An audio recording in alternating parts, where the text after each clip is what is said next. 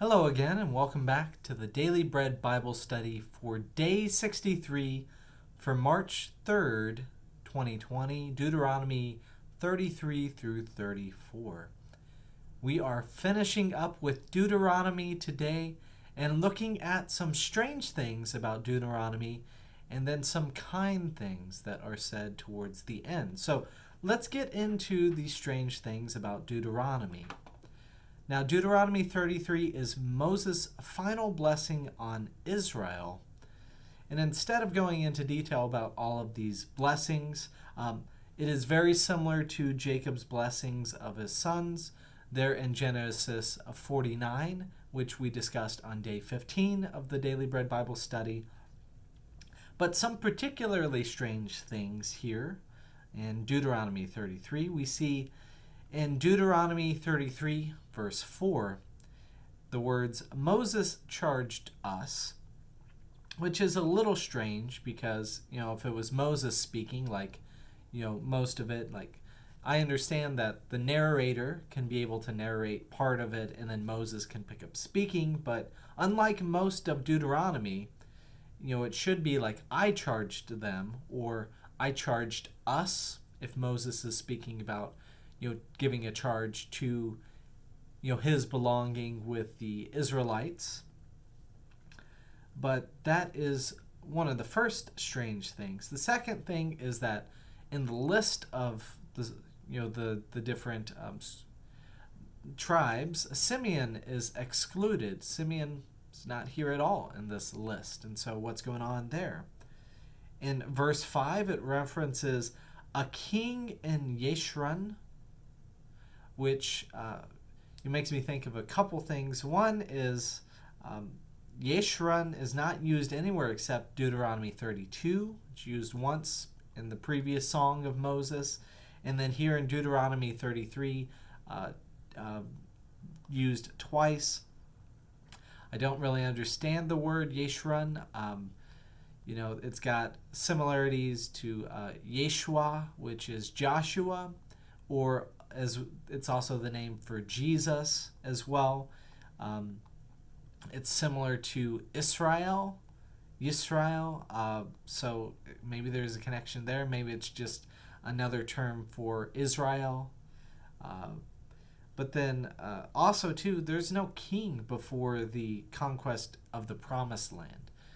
Kings come in the time of the United Kingdom, which will be way after the conquest of the Promised Land. So that's confusing. And then in Deuteronomy 33:28, it almost seems like the conquest has already happened. It says in 28, So Israel lives in safety, untroubled as Jacob's abode in the land of grain and wine, where the heavens drop down dew. They're not settled yet. They're at the Mount Nebo and going into the Promised Land over the Jordan. So there's just a couple strange things here. Scholars say that it is likely placed after Moses has died and to create more of a narrative arc and flow. But there is at least something strange going on here if that is not the answer that you choose to accept with Deuteronomy 33. But still, moving on through Deuteronomy 34, the book goes into narrator mode to describe Moses' death. It starts in Deuteronomy 34, verses 4 through 5. The Lord said to him, This is the land which I swore to Abraham, to Isaac, and to Jacob, saying, I will give it to your descendants.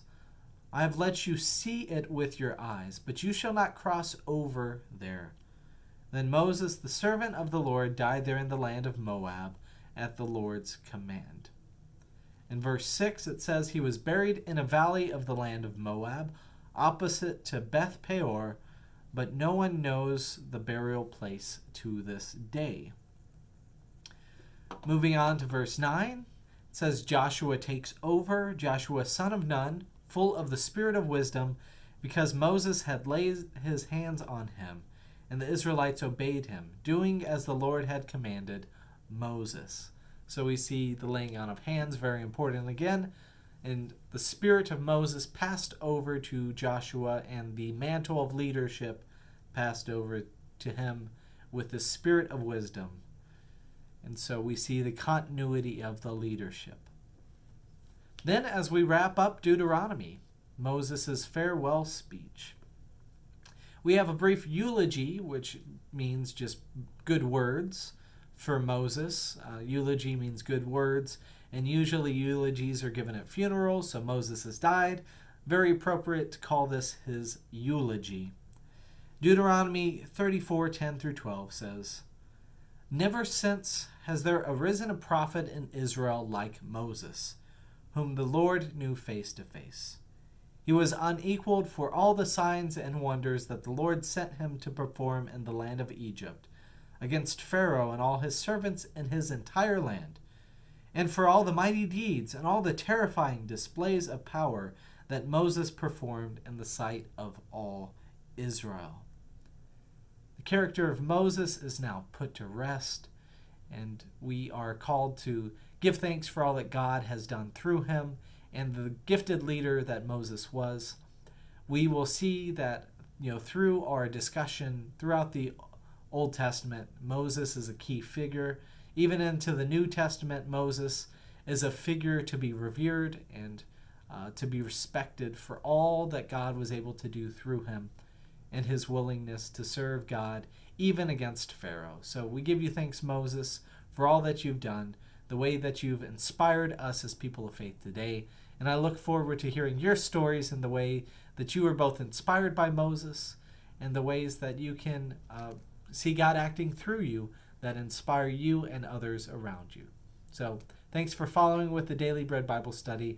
I look forward to starting Joshua sometime soon.